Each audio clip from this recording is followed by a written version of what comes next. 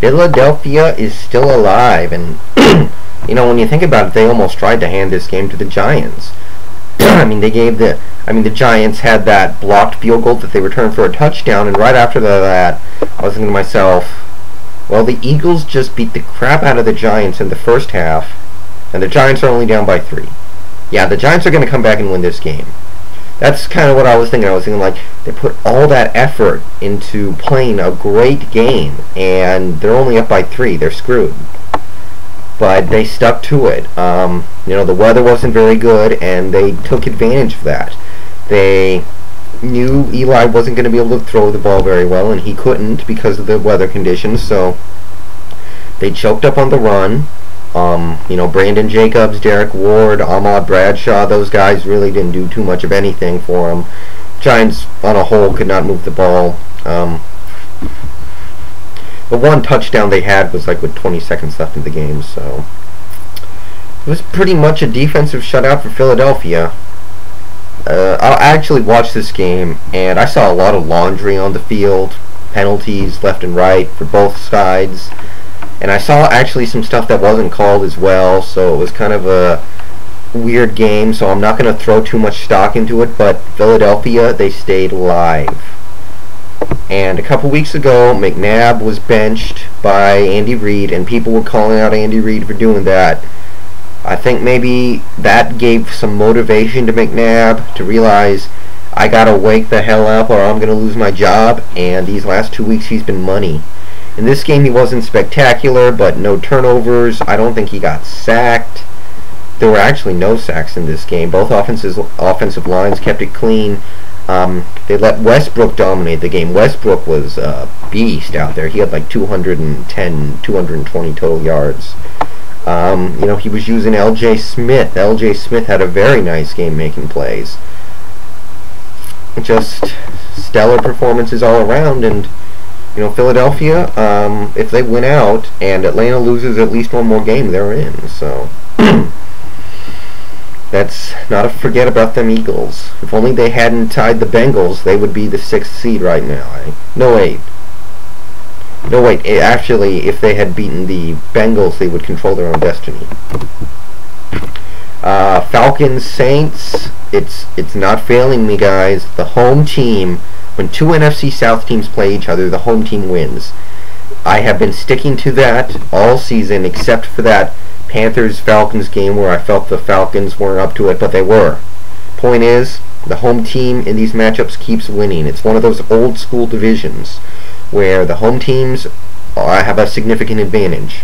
So, it was a good game, obviously. Matt Ryan and Drew Brees went at it, and both of them played very well. That's a fun potential rivalry that I hope develops in the NFC South.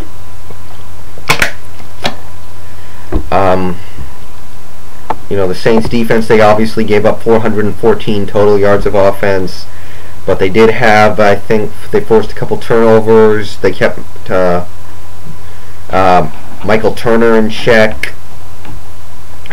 So they stepped it up when they absolutely had to have it, because if one play in this game goes Atlanta's way, Atlanta could have won this game. So New Orleans needed it, and they got it.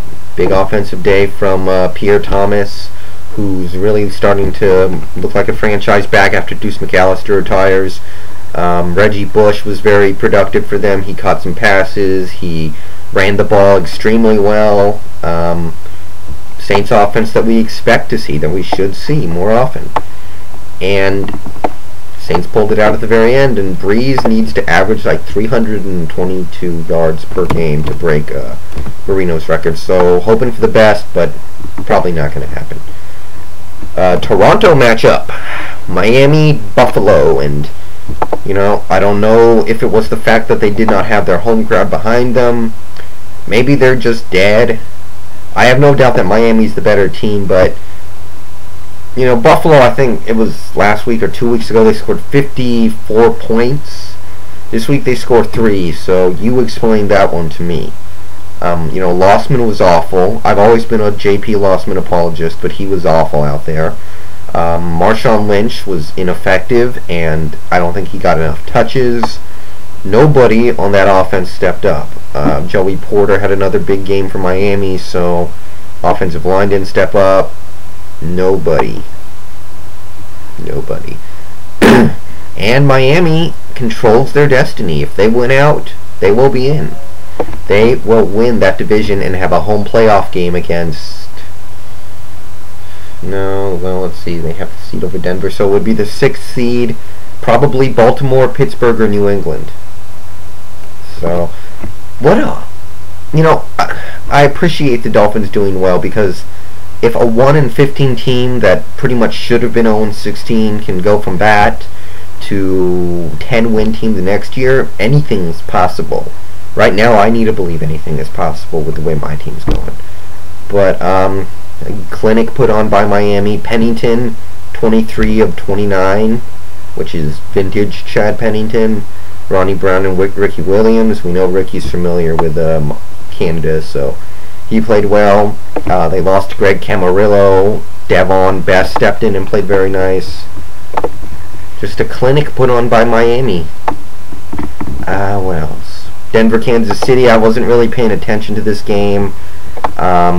I was happy to see Tony Gonzalez had another big game and he caught a touchdown. You know, Tony Gonzalez is kind of like the NFL's version of Tim Duncan to me, in the sense that, and only in the sense that, Tim Duncan is the best power forward of all time. Most people agree. And he is still in his prime. Tony Gonzalez is the greatest tight end of all time, and he's still in his prime. So, you see what I'm saying there. There was pretty much no laundry in this game. You always love to see that. It was competitive for a while. Kansas City got off to a very nice start with a pick 6 by Maurice Leggett, who's actually made big plays 2 weeks in a row now. Which, you know, it's a very young Chiefs secondary that we did not expect to be very good, but they've stepped up. Brandon Flowers, Brandon Carr, Bernard Pollard, obviously, we all know who he is. Jared Page. They're stepping up. They're playing well. They're giving this team hope for the future. You know, Big Pen played all right. Dwayne Bowe had a very nice game. But Denver prevailed. And it's kind of good for them to see that, because I wasn't sure if they were going to be able to come back against some of these teams. It's like against Miami, they needed to come back and couldn't get a stop. Against Kansas City earlier in the year, they needed to come back and couldn't get a stop. So you need to learn those lessons before it's too late. But Peyton Hillis is out for the season, meaning Denver has to use like Tatum Bell. Maybe they can pick up Sean Alexander.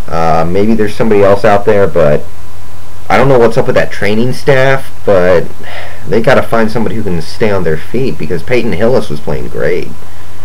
Disappointing. Regardless, Denver's offense, usual, great job. Too many turnovers, but other than that, you know, Cutler was great. Brandon Marshall was great. Yeah. Niners Jets. I had the displeasure of watching this game on Gamecast pretty much the whole time because of my parlay, and bad coaching is striking again. That's most of what I can say here.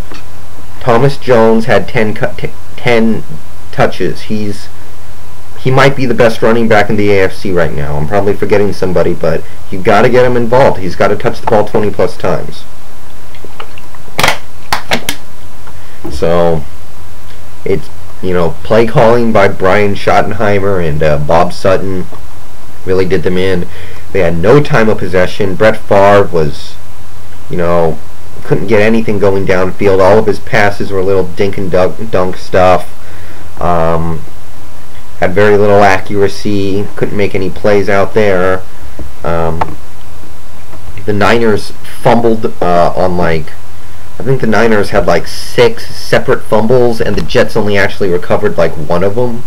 So the Niners were putting the ball on the ground and giving the Jets a chance to take the game, and they weren't manning up. They weren't finding a way to get on those fumbles, and you know, part of that's bad luck, but you got to find a way.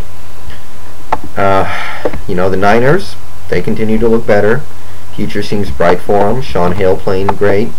Frank Gore got hurt, but he'll be back. A lot of nice plays for the offense. Defense forcing some key turnovers, and they picked up a couple sacks. I'm kind of surprised, but I shouldn't be, because I know the Jets suck when they go out to the West Coast, and I decided to ignore that, so I'm just stupid, I guess. Damn.